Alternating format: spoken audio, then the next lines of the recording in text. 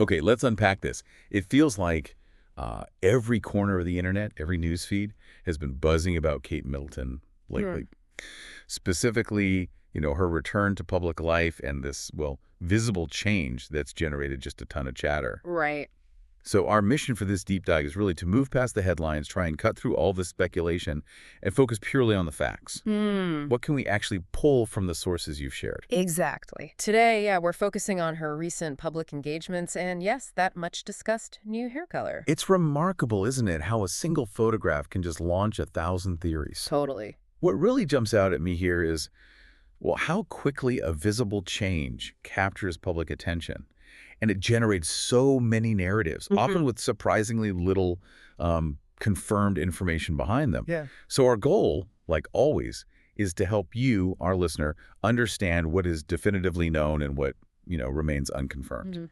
This deep dive, it isn't just about a public figure. It's about getting clarity on something everyone's talking about, understanding how public reporting works, and focusing on the information that really matters. Absolutely. And when we talk about what truly matters, I think we have to lead with the overwhelmingly positive news. Definitely. The biggest update, the one that really deserves celebration, is about her health and her return to public life. We saw her recently, September 4th, 2025, right, at London's Natural History Museum with Prince William. Hmm. And this wasn't just a casual appearance. It came with a primary, on-the-record update. Yes. Kate Middleton completed chemotherapy back in September 2024.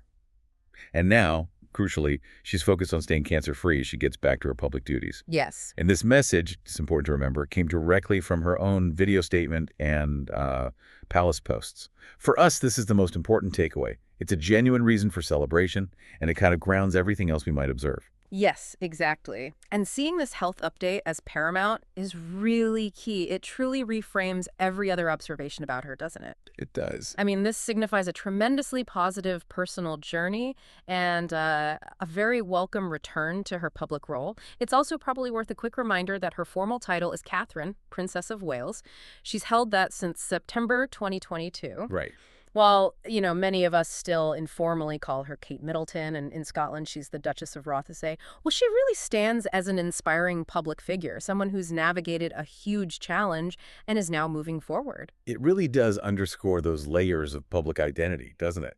Beyond just Kate Middleton, she carries this significant formal role.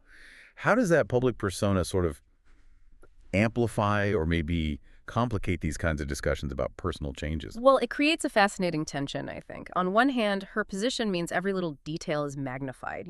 Yeah, definitely. But on the other hand, the palace typically controls information very tightly, especially when it comes to personal health. Yeah. So while she inspires loads of people, the public's access to why things are happening is often quite limited, which then, kind of paradoxically, just fuels more speculation. That's a really great point about the information vacuum. So, okay, let's talk about that specific detail from the museum appearance, the one that sparked so much interest. Hmm. September 4th, 2025.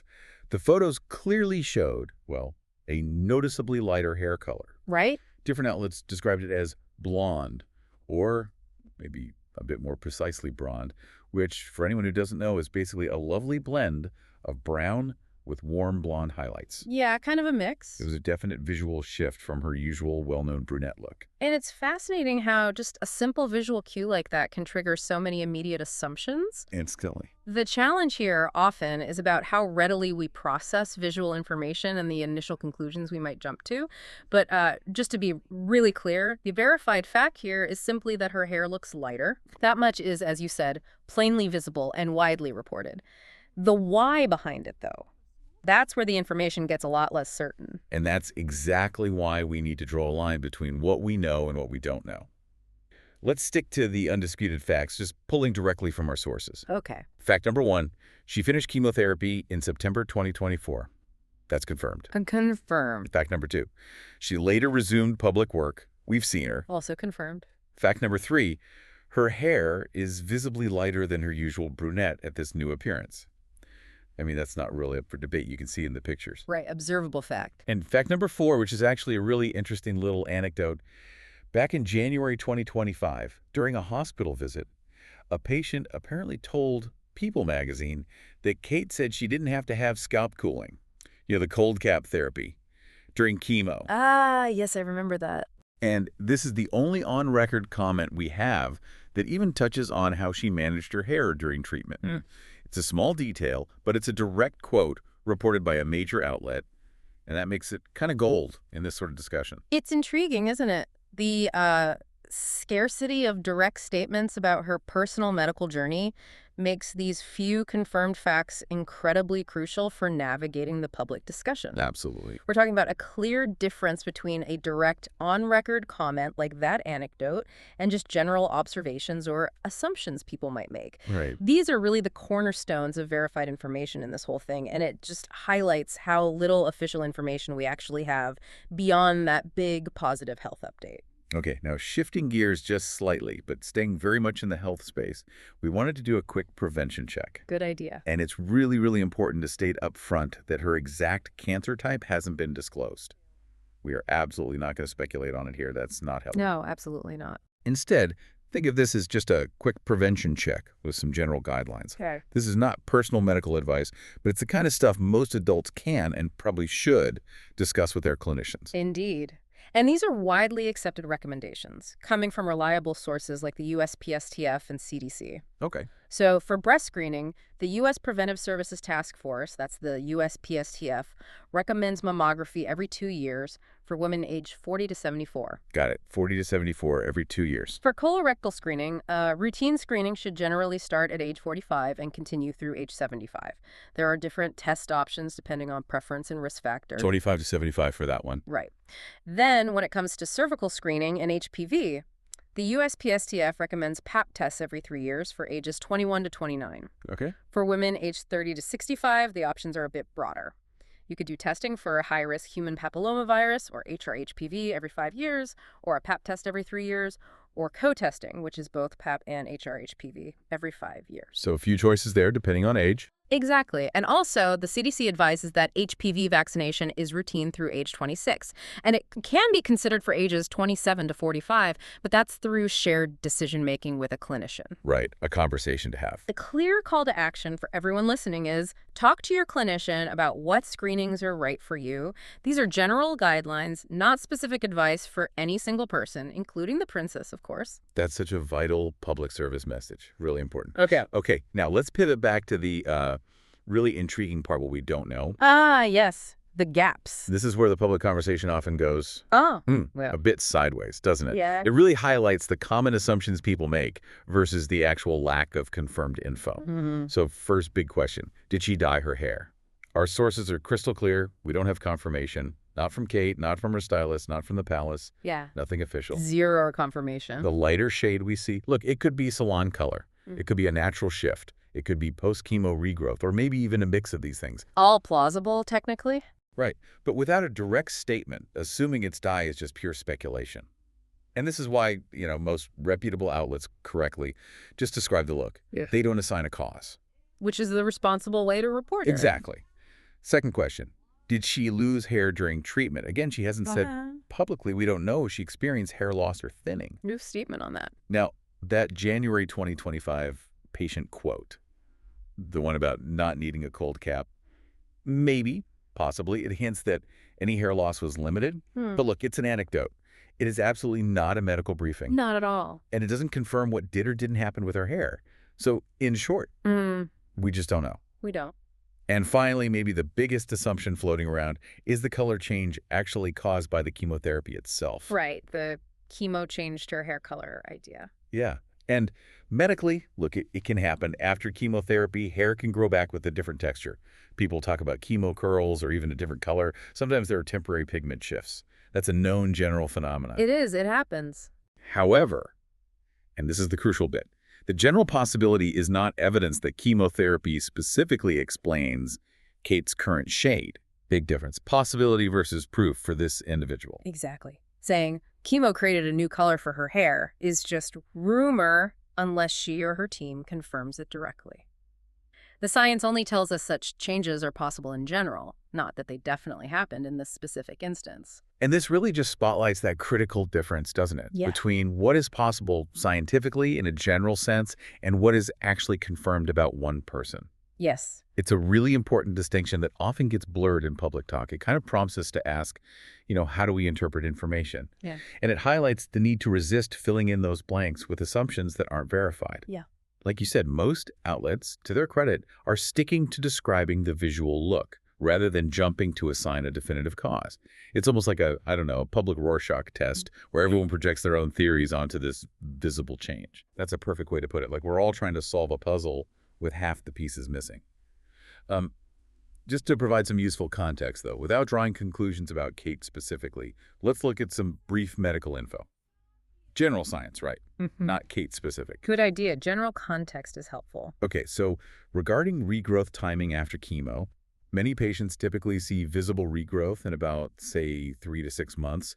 Fuller recovery might take a bit longer, maybe 6 to 12 months. Right, it takes time. And that early hair, it can often be softer. Sometimes it's curlier than before, or even a different color, though often it tends to normalize over time. That's a common experience. It's also really important to remember, not all chemotherapy causes hair loss.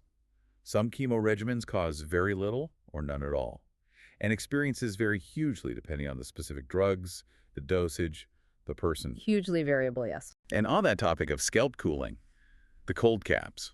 These devices can help reduce hair loss for some drugs, but it is definitely not a guarantee. Their effectiveness really depends on the specific chemo regimen being used and also how well the cap is fitted and used. Yeah, lots of factors involved there. And finally, just quickly, about coloring hair after treatment.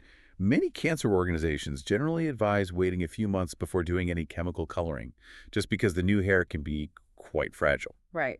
Give it time to strengthen. But the exact timing is super individualized and something that should always be discussed with a doctor or clinician. Absolutely. Personalized advice is key there.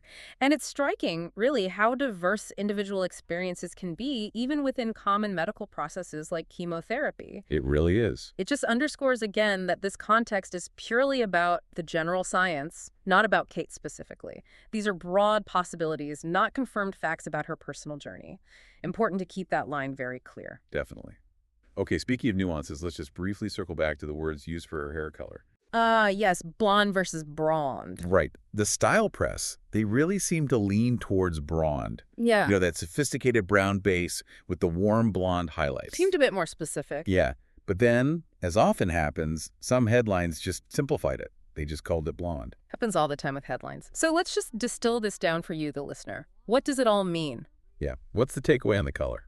Well, regardless of the specific descriptor, whether you call it blonde or bronde or just a lighter shade of brunette, the one verified fact is her hair looks lighter at this appearance. Okay. The reason for that change, however, has simply not been confirmed.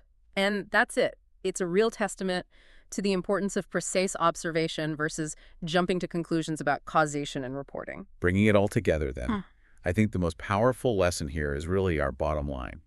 For you, listening, here are the key takeaways from this deep dive. Let's hear them. First, and absolutely foremost, celebrate the health update. Her treatment finished in 2024. She's back at work. That is genuinely fantastic news. That's the real headline we should all be focused on, though. Absolutely. The most important part. Second, report what's truly visible. Her hair looked lighter at the museum event. That's a clear, observable fact. You can see it. Observable fact. Check. And third, maintain that firm line on speculation. We simply do not know if the color changes because of dye or regrowth or some combination. We just don't know. Unknown.